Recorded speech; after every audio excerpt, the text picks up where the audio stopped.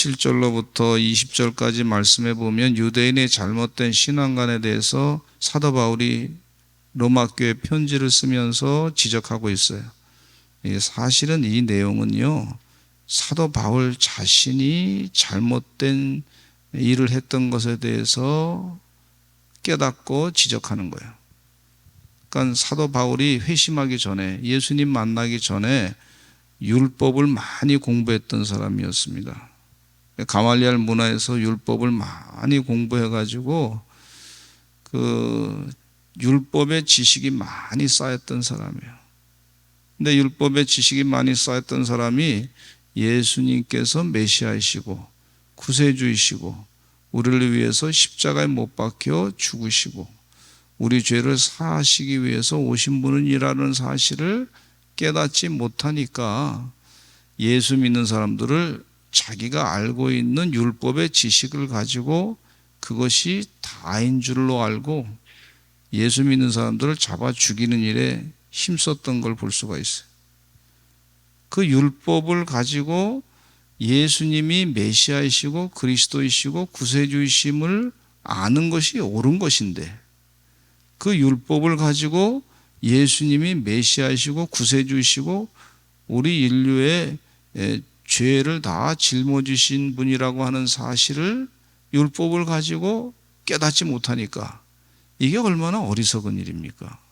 그러니까 유대인들과 바리새인들이 하나님 말씀, 토라의 말씀을 가지고 율법의 말씀을 가지고 우리 인간의 죄는 이 짐승의 피로 되지 아니하고 해결할 수가 없는 거예요. 그러니까 맨날 부족하니까 또 제사를 또 지내는 거예요.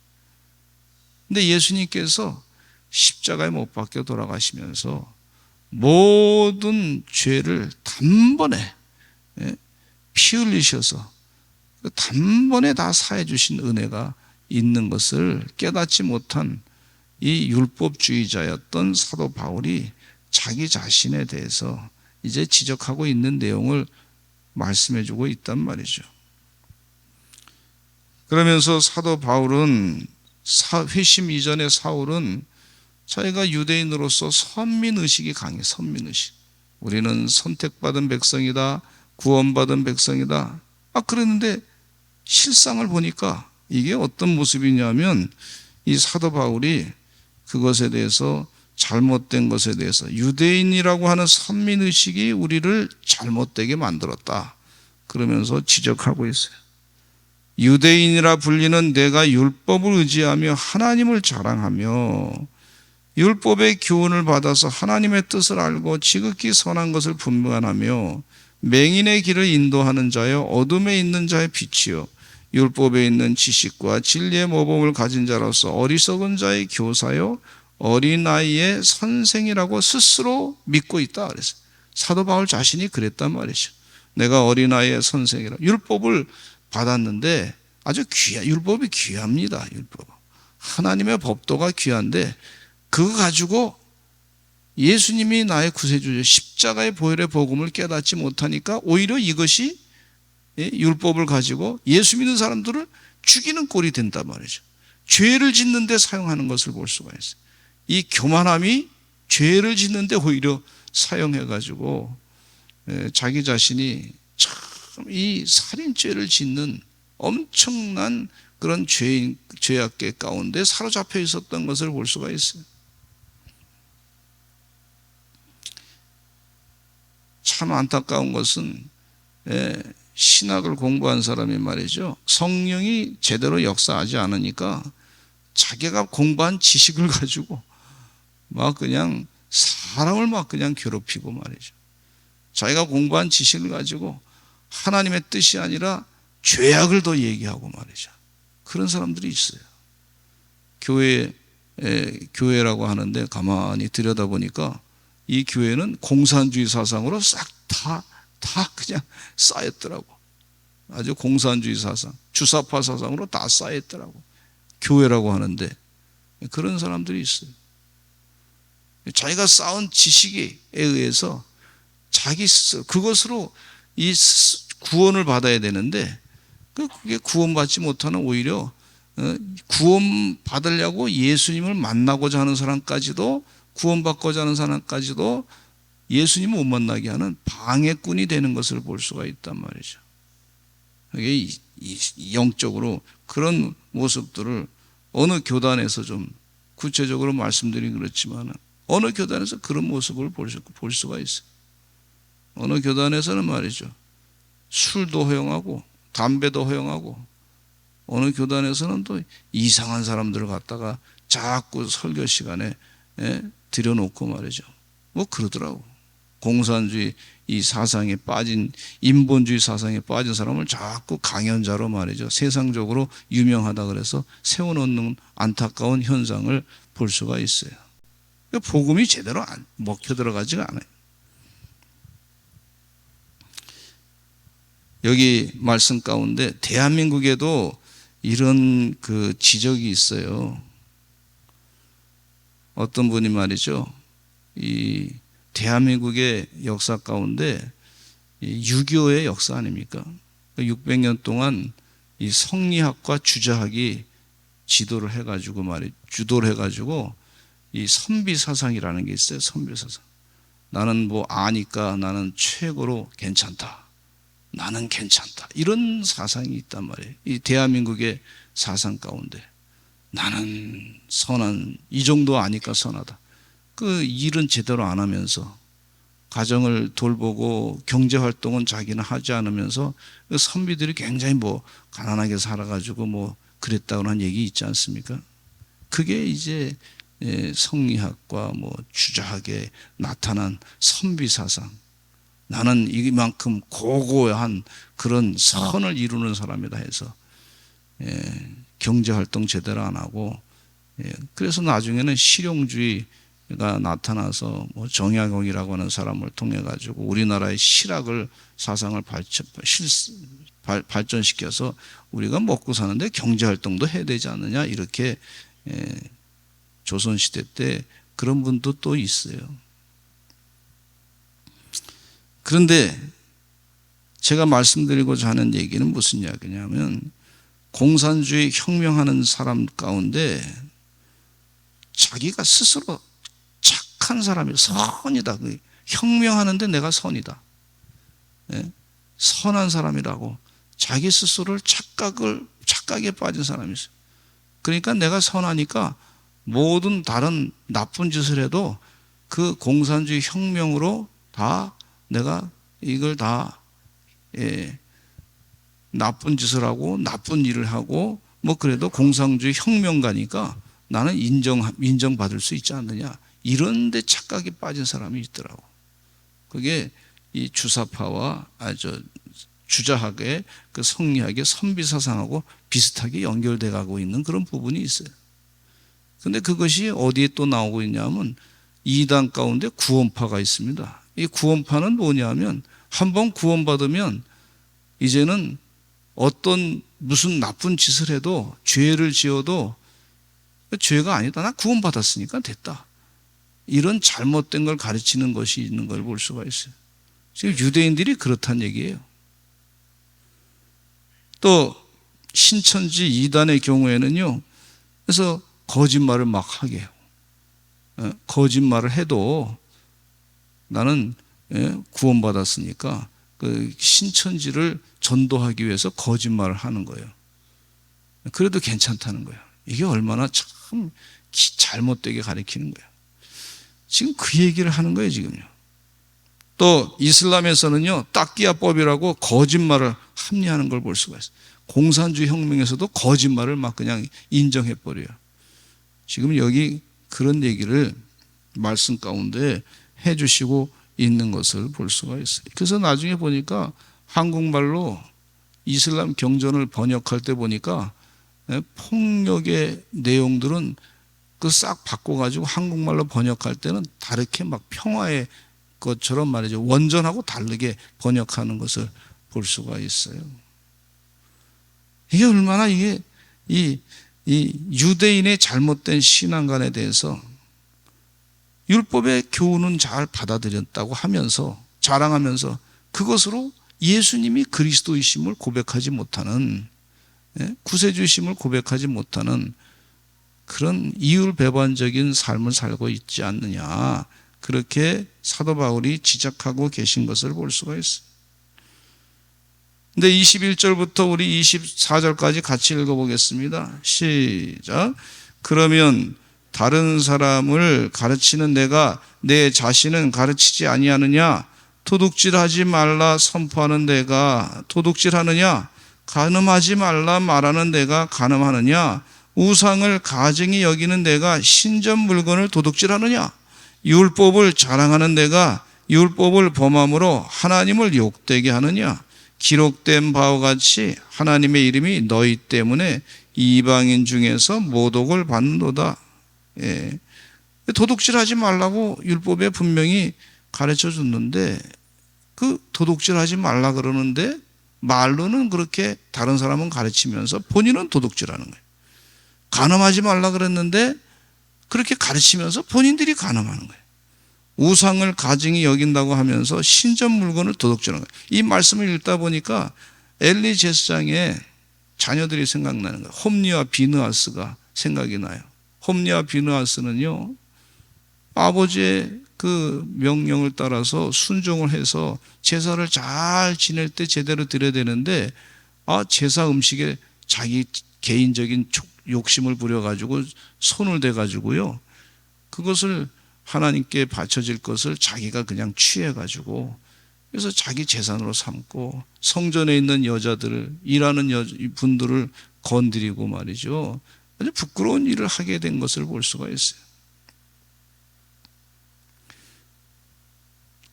그러니까 이 유대인의 이중성에 대해서 말씀해주고 계시는 것을 볼 수가 있어요. 사도 바울이 이렇게 지적하는 것은요, 바로 우리를 향한 지적일 수 있습니다. 우리가 이중성이 있을 수 있어요. 늘 삼가 주의해야 될 줄로 믿습니다.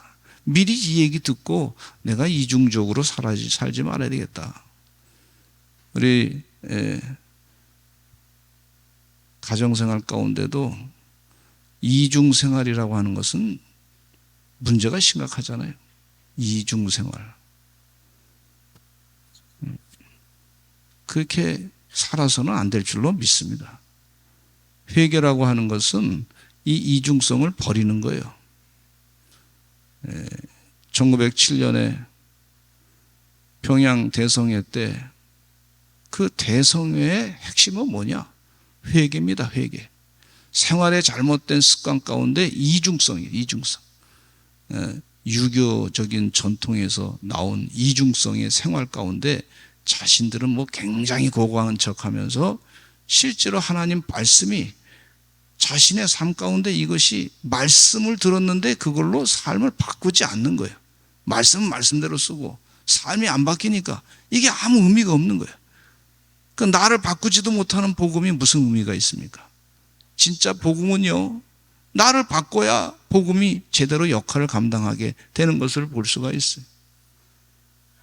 주의 은혜 가운데 이중적인 것을 버리고 나를 바꾸고 변화시키는 하나님의 종들이 되시기를 간절히 축원합니다. 우리 합리화, 말을, 자기 합리화를 막 하네요. 나는 안 바뀌고 난 이것 때문에 못하고 저것 때문에 못하고, 자기 합리화. 그 세상 말로 얘기하면 잔머리 많이 굴린다 그러죠. 잔머리. 우리 성경 말씀에 마태복음 23장 23절로 28절을 같이 한번 읽어보겠습니다. 예수님께서 유대인의 이중성에 대해서 지적하면서 화 있을 것이다 이렇게 말씀하고 있어요. 마태복음 23장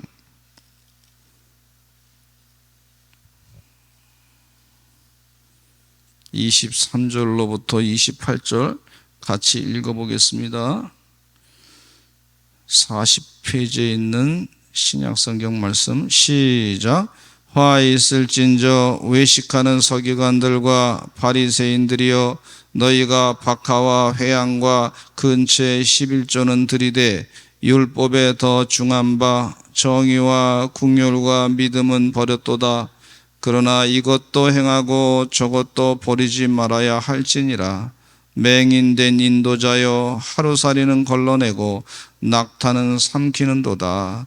화 있을진저 외식하는 서기관들과 바리새인들이여 장과 대접의 겉은 깨끗이 하되 그 안에는 탐욕과 방탕으로 가득하게 하는도다. 눈먼 바리새인이여 너는 먼저 안을 깨끗이 하라. 그리하면 겉도 깨끗하리라. 화 있을진저 외식하는 서기관들과 바리새인들이여 회칠한 무덤 같으니 겉으로는 아름답게 보이나 그 안에는 죽은 사람의 뼈와 모든 더러운 것이 가득하도다. 이와 같이 너희도 겉으로는 사람에게 옳게 보이되 안으로는 외식과 불법이 가득하도다. 그래서 이 율법을 많이 연구하는 바리새인과 서기관들은 다른 사람에 대해서, 행동에 대해서 지적을 많이 해요. 지적을. 율법적으로 옳지 않습니다. 이거 옳지 않습니다. 그런데 본인들은 정작 그 율법 가지고 본인들은 스스로를 가르치지 않는단 말이에요. 남은 가르치는데 본인은 안 가르치는 이것이 안타까운 일이다. 그런데 그것에 대해서 예수님이 하신 말씀이 화가 있을 것이다. 화가 있을 것이다. 이런 말씀입니다. 화가 있을 것이다. 많은 정치인들 가운데도 보면 자기는 굉장히 선한 것 같아. 나중에 보니까 뭐 더해요. 더 엄청나게. 화가 있을 거예요. 화가. 그래서 이중성에 대해서 우리가 늘 주의해야 될 줄로 믿습니다. 하나님 말씀은요, 복음은 나를 바꿔야 돼. 나를 바꿔야. 나를 바꾸지 못하는 복음. 그거는 그 복음을 가지고 다른 사람의 지적질만 하는데 사용하는 그런 안타까운 일이 벌어질 수 있단 말이죠. 이렇게 하나님께서 사도 바울을 통해서 우리의 이중성에 대해서 지적하고 계신 것은 은혜입니다. 은혜. 이걸 빨리 깨달아야 될 줄로 믿습니다. 미리 깨닫는 게 좋지. 나중에 화를 흔뜩 받으면 어떡해.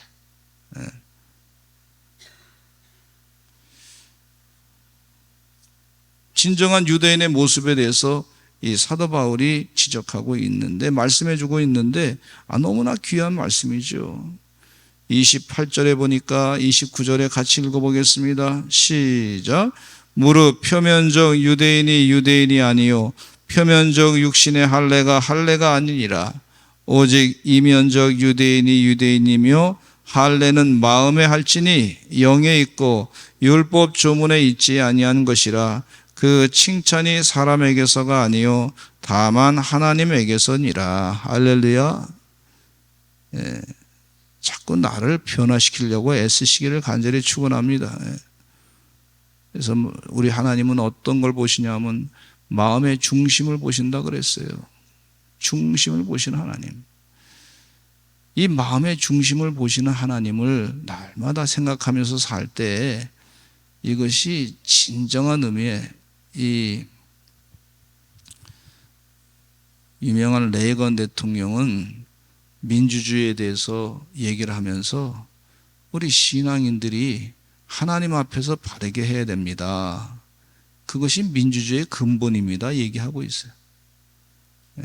하나님 앞에서 주어진 일을 제대로 감당하는 사람들이 많이 있을 때 이것이 민주주의가 제대로 되는 겁니다. 그런데 하나님 앞에서 제대로 일하지 않은 사람들이 많이 있어지면요, 온통 거짓말만 있고 말이죠. 남을 이용하고 속이고 하는 일만 있다는 거예요.